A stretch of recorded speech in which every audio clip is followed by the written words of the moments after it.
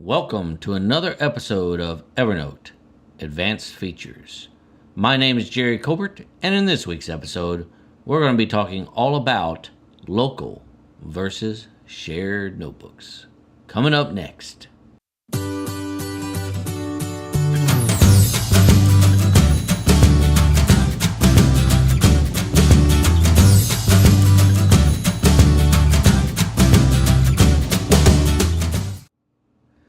So here we are with Evernote opened up.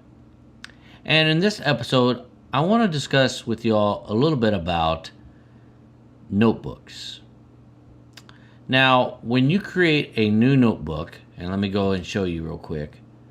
If you go up here to File and click on New Notebook, it's going to pop up this dialog here. And it's going to ask you, after you put in a name, so let's put in a name saying work. And let's say that's the notebook I want to create. Well, it's going to ask you a couple questions here. Do you want this notebook to be private or shared? Now, this might confuse you because you'll be like, well, I want it to be on all my devices, so do I need to share it? No, that's not exactly what this means. This notebook is private, will be shared on all of your devices. If you select private, it'll sync to all of your devices. But if you want to make a notebook a shared notebook, that means that other people that you share that notebook with can access that shared notebook. So there is the difference between private and shared. Private is just for you and your eyes only. No matter what device you're on, only you can see that notebook. And shared is if you want to share it with other people. Let's say, for instance, you have blueprints for your work. And you want to create a notebook like that, and inside that notebook you have all kinds of different blueprints, and you want to share that with someone, and you want to share that with someone else. Maybe you want to share it with a architect, or maybe you want to share it with an interior designer or what have you. These are the things that you can do with shared notebooks.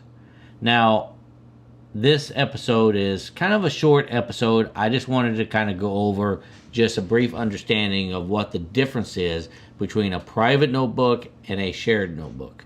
Now, coincidentally, if you did choose a private notebook here, it says you can always share it later. So if you are not sure if you're going to share it later, don't worry, you don't have to make that decision right now. You can share it later. Now, if you were to choose shared here, you can invite people to join this notebook. Now, let's say, for instance, you know that you're going to be sharing this blueprints, but you don't really know who you want to join this shared notebook. You just don't know who it is yet, but you know that you're going to be doing that later on when the project starts coming about. Well, you don't have to enter anybody's name here yet, but you see here you can't hit create because it won't let you create this. You can only create a shared notebook at this stage if you already know who you're going to share it with.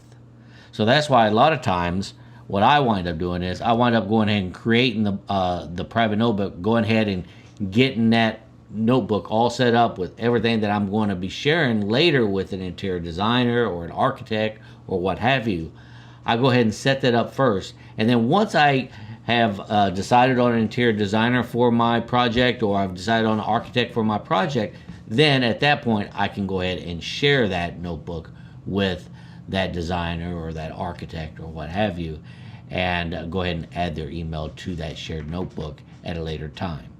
So my suggestion is, if you think that you are going to share it in the future, or even if you're not going to share a notebook, typically you want to select private first, and then you can always share that notebook later if you so desire.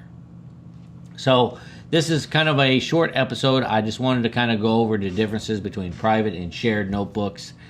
And I hope you got something out of this episode. If you did, please click on that like button right down below.